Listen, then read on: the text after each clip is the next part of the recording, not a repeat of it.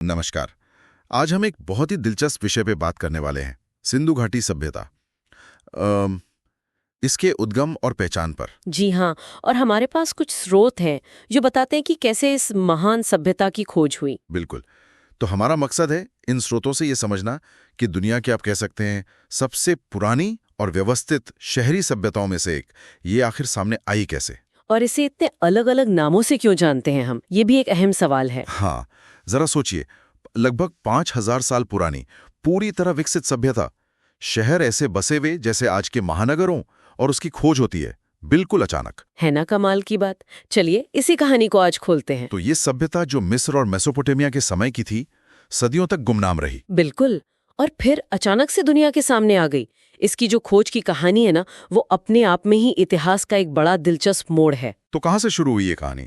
स्रोत बताते हैं कि 19वीं सदी के मध्य की बात है। जब आज का जो पाकिस्तान है वहाँ पश्चिमी पंजाब प्रांत में, तब उसे मोंटगोमरी जिला कहते थे, अच्छा आजकल साहेवाल। अच्छा। वहाँ कुछ खंडर थे और वहाँ के लोग मतलब स्थानीय निवासी उन खंडहरों से निकली पक्की ईंटों का इस्तेमाल कर रहे थे। अपने घर बनाने में या दूसरी चीजों में। हाँ, अपने घरों में और भी छोटी मोटी चीजें बनाने में।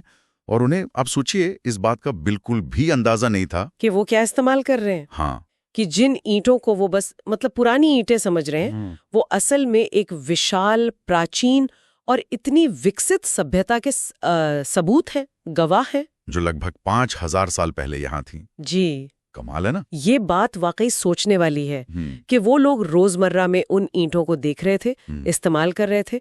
क्या स्रोत ये बताते हैं कि वो उन्हें कुछ खास मानते थे या बस निर्माण सामग्री? नहीं, स्रोत तो यही इशारा करते हैं कि उनके लिए वो शायद बस आसानी से मिल जाने वाली अच्छी पकी हुई ईंटें थी। कोई ऐतिहासिक महत्व का एहसास उन्हें नहीं था, बस पुराने खंडर। हाँ, बस जमीन में दबे हुए पुराने खंडर।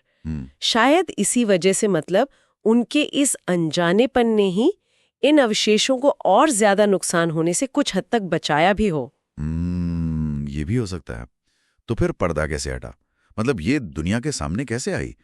कहानी में एक रेलवे लाइन का जिक्र है। सही, वही निर्णायक मोड़ था। साल था 1856। कराची से लाहौर तक रेलवे लाइन बिछाने का काम चल रहा था। अच्छा। और जॉन विलियम ब्रेंटन एक ब्रिटिश इंजीनियर थे इस प्रोजेक्ट पर। उन्हें रेलवे ट्रैक के नीचे बिछाने के लिए गिट्टी चाहिए थी, मतलब रोड़ी या पत्थर के टुकड़े। और उसकी बहुत जरूरत थी। हाँ, सख्त जरूरत थी। और उन्हें पत्थर तो मिले नहीं, पर क्या मिला? ईंटें, वही वाली ईंटें। हाँ, हजारों लाखों की तादाद में। पास में ही एक गांव था हड़प्पा, उसके पास उन्हें ये पक्की ईंटों वाले खंडहर दिखे। तो उन्होंने सोचा होगा चलो गिट्टी की जगह यही सही। बिल्कुल। गिट्टी की जरूरत पूरी करने के लिए ब्रिंटन ने कहा चलो यहीं से खुदाई करवा लो। उन्होंने शायद ही सोचा होगा कि वो गिट्टी नहीं खोद रहे, वो तो इतिहास खोद रहे थे। सही कहा, एक पूरा का पूरा इतिहास। कमाल है। मतलब इतिहास का इतना बड़ा अध्याय बस एक संयोग से खुल गया।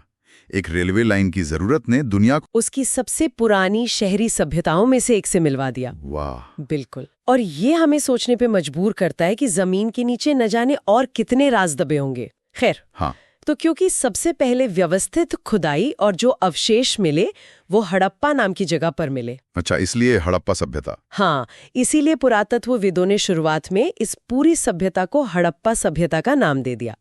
और ये नाम आज भी काफी चलता है। तो हड़प्पा नाम तो समझ आता है, पहली साइट थी। लेकिन फिर सिंधु घाटी सभ्यता नाम ज्यादा क्यों इस्तेमाल होता है?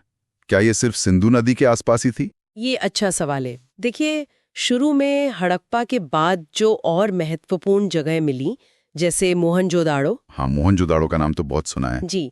तो वो सब सिंधु नदी और उसकी जो सहायक नदियां हैं उनकी घाटी में मिली। तो इसके भौगोलिक फैलाव को दिखाने के लिए सिंधु घाटी सभ्यता या इंडस वैली सिविलाइजेशन नाम ज्यादा सही माना गया। अच्छा, मतलब ये नाम उसके नदी नेटवर्क को दिखाता है। बिल्कुल। उसके विशाल नदी आधारित नेटवर्क को। और फिर एक तीसरा नाम भी आता है स्रोतों में, सिंधु सरस्वती सभ्यता। इसका क्या कारण है? हाँ, ये भी एक महत्वपूर्ण पहलू है। पिछले कुछ दशकों से कई विद्वान और पुरातत्वविद सिंधु सरस्वती सभ्यता नाम इस्तेमाल कर रहे हैं। क्यों? उनका तर्क ये है कि बहुत सारी साइट्स, मतलब बहुत सारे पुरास्थल सिर्फ सिंधु घाटी में ही नहीं मिले हैं, वो उस इलाके में भी पाए गए हैं जहां पुराने जमाने में सरस्वती नदी बहती थी। अच्छा, वो नदी जो अब लुप्त हो गई है? हाँ, माना जाता है कि वो आज का जो घग्गर हाकड़ा नदी का क्षेत्र है वहां बहती थी।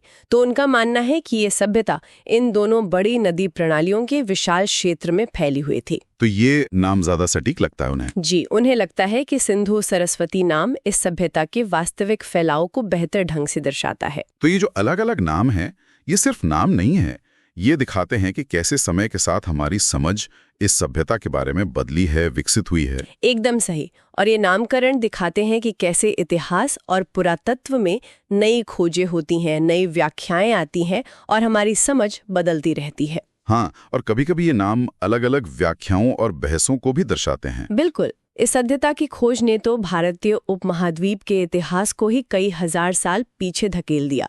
विश्व इतिहास की समझ भी बदली। ये सिर्फ एक संयोग नहीं था, ये इतिहास लिखने में एक मील का पत्थर साबित हुआ। तो कुल मिलाकर एक रेलवे इंजीनियर को गिट्टी चाहिए थी। हाँ, महान प्राचीन सभ्यता मिल गई, जिसे आज हम हड़प्पा, सिंधु घाटी या सिंधु सरस्वती सभ्यता इन नामों से जानते हैं। जी हाँ। और ये याद रखना भी जरूरी है कि इस विशाल और जटिल सभ्यता के बारे में हम अभी भी सीख ही रहे हैं। हर नई खुदाई, हर नया शोध इसके रहस्यों पर से थोड़ा और पर्दा उठाता है। बिल्कुल। तो चलिए आज की चर्चा को यहीं रोकते हैं, लेकिन एक विचार के साथ। सोचिए, अगर 1856 में उस रेलवे लाइन को गिट्टी की जरूरत ना पड़ी होती तो क्या होता? कितने समय तक हड़प्पा के वो खंडर गुमनामी में पड़े रहते? और ये भी कि आज भी हमारे पैरों के नीचे, हमारे आसपास इतिहास के कितने अनदेखे, अनजाने अध्याय दबे हो सकते हैं। बिल्कुल, इसी सवाल के साथ आज विदा लेते हैं। धन्यवाद। धन्यवाद।